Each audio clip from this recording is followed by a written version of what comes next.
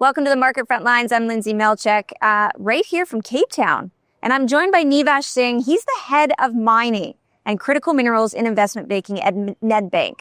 Now, this is right at a time when the global race for secure supply chains is putting African resources at the center of geopolitical strategy.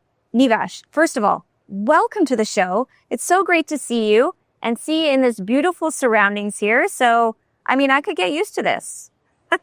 It's a beautiful time of the year. It's summertime in Cape Town. Ah, wow. It's just glorious. That's for sure.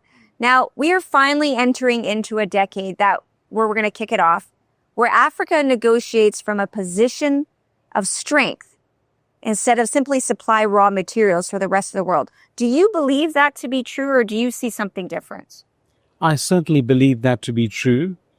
Africa has the critical minerals that the world needs to support the green energy transition. Absolutely. And Africa is in a very privileged position because it has a wonderful opportunity to negotiate investment agreements with mining companies from around the world who are interested in exploiting the minerals for the benefit of not just the rest of the world, but for the benefit of the African continent. So have you seen this movement before, or is this something that you have not seen in a while? So we haven't seen this scale of interest on the continent by foreign investors. It's being fueled by many things: the electric vehicle craze in the developed world, the green energy transition, which is fast accelerating, and the demand for critical minerals in different parts of the world, particularly for purposes of data centers to support artificial intelligence, renewable energy, clean energy. It's just ginormous. And the opportunities are now for the African continent to strike investment agreements with some form of equilibrium between investors, host countries, and governments. And there's so much untapped resources here that it really does put you in the driver's seat in a global scale now. Now I'm going to flip over with global powers competing for access to critical minerals. How important do you feel it is that African banks finance African projects if the continent wants true economic independence? So if I look at the rest of the world, there's investment capital available from mainly the developed world. So we look at Australia, Canada, and Europe as developed equity markets for resource investments. For a successful investment to occur, you need debt and you need equity. So the equity comes from the developed world, and the debt comes from African banks such as Nedbank. We will provide debt solutions to support projects on the African continent for purposes of supplying critical minerals to the rest of the world.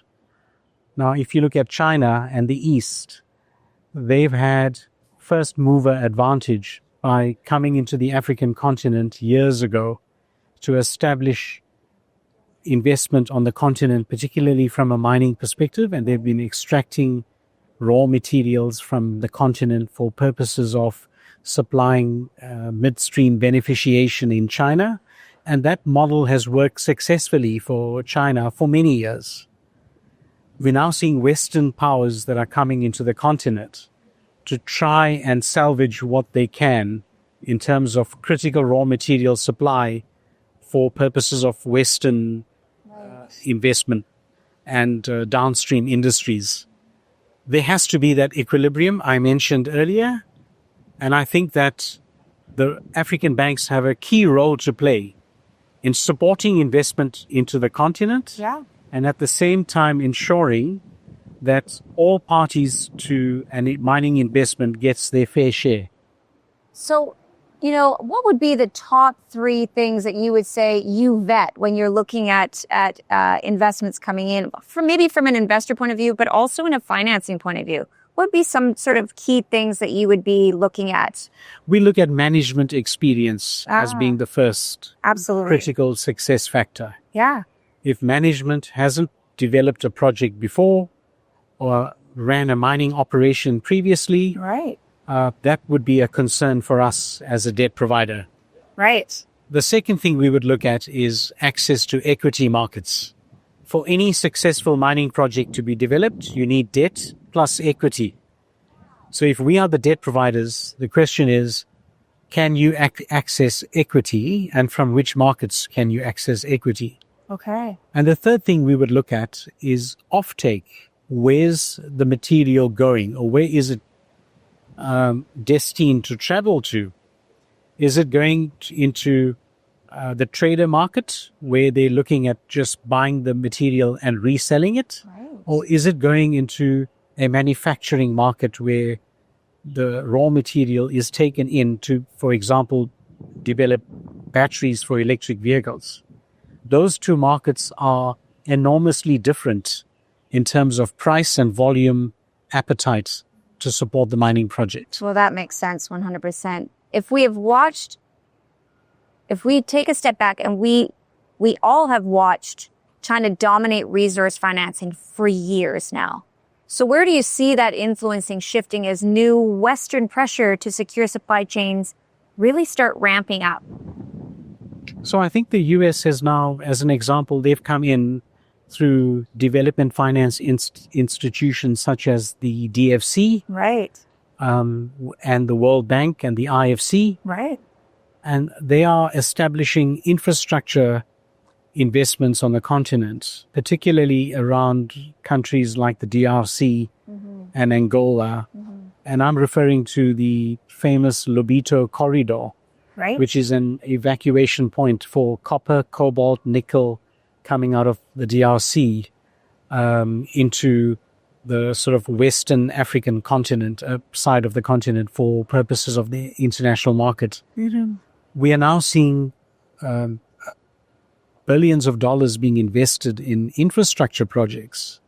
And here's something that's been missed for quite some time, and that is you need infrastructure to be able to transport critical minerals into the rest of the world.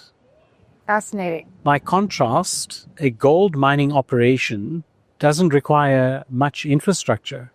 All you need is a chopper and a near airfield to transport the gold so that it can be evacuated from a host country.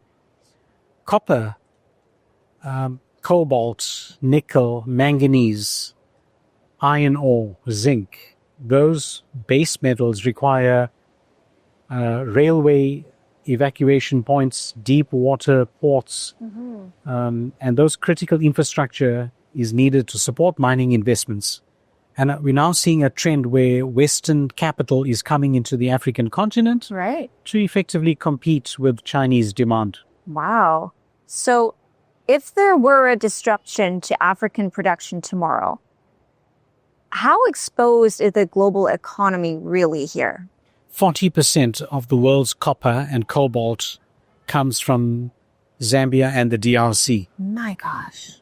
Now, you can just imagine if that production is disrupted, South American copper companies cannot meet the demand for copper to that level, to that scale. This will have an enormous impact on supply chains and midstream and downstream manufacturing plants, Yeah. particularly where copper is by far the cheapest conductivity of electricity in the world. People will have to switch to more expensive means like silver, and that's not economically sustainable. Okay, fair enough. So Africa supplies many forms of critical minerals. Manganese, I mentioned earlier, Yeah. mainly comes from South Africa and Gabon. You've got platinum group metals, or PGMs, that comes from South Africa and Zimbabwe, and that goes into the catalytic converters for the auto industry. That's also a critical mineral by our standards in South Africa. That would have an enormous impact on the rest of the world if supply is disrupted. You know, I feel like we could sit and just chat so much more about the economy here and about the resources here. We do have to wrap this conversation up, but you know what, Nivaash, it has been such a pleasure sitting with you. Thank you so much. And we hope to talk to you again. Always a pleasure. Thank you, Lyndsay. Now, where do we find you? What's your website? www.cib.nedbank.co.za. That's every letter of the alphabet. Thank you again for joining us. It's my pleasure. That was Nivaash Singh from Nedbank, actually, and he is the head of mining and critical minerals in investment banking. I'm Lyndsay Malchuk with Apatone Media. Stay tuned because there is way more coming up.